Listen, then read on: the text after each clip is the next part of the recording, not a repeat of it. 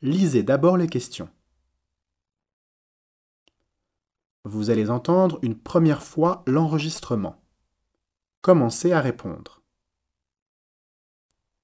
Vous allez entendre une deuxième fois l'enregistrement.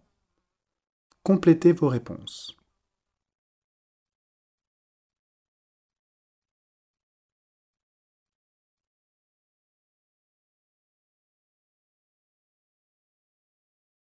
Lisez les questions.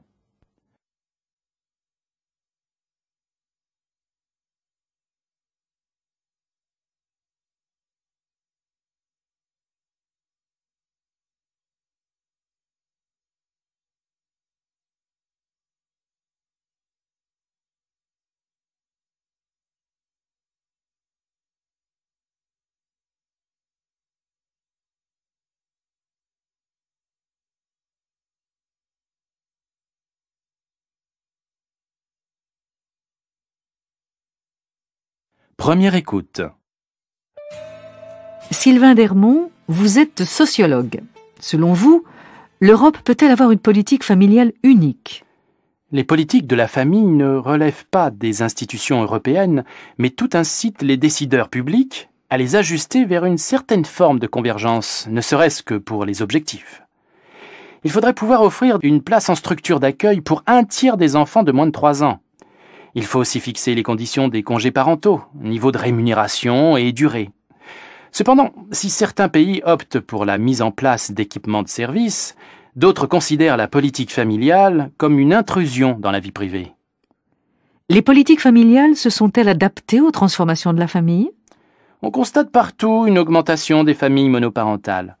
Pour elles, il est impératif d'adapter le régime de prestations sociales, la monoparentalité étant l'une des premières causes de pauvreté partout en Europe. Et les solidarités familiales ne sont souvent mises en avant que pour compenser les faiblesses des politiques publiques. La solidarité intergénérationnelle peut renforcer les inégalités si elle n'est pas étayée par une solidarité publique qui vient compenser les différences de ressources des ménages.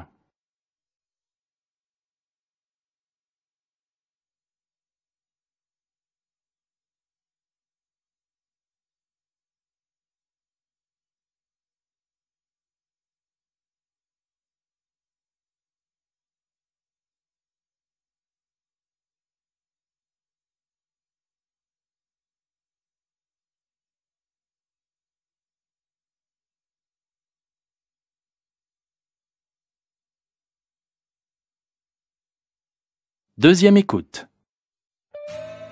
Sylvain Dermont, vous êtes sociologue. Selon vous, l'Europe peut-elle avoir une politique familiale unique ? Les politiques de la famille ne relèvent pas des institutions européennes, mais tout incite les décideurs publics à les ajuster vers une certaine forme de convergence, ne serait-ce que pour les objectifs. Il faudrait pouvoir offrir une place en structure d'accueil pour 1/3 des enfants de moins de 3 ans. Il faut aussi fixer les conditions des congés parentaux, niveau de rémunération et durée. Cependant, si certains pays optent pour la mise en place d'équipements de service, d'autres considèrent la politique familiale comme une intrusion dans la vie privée. Les politiques familiales se sont-elles adaptées aux transformations de la famille ? On constate partout une augmentation des familles monoparentales.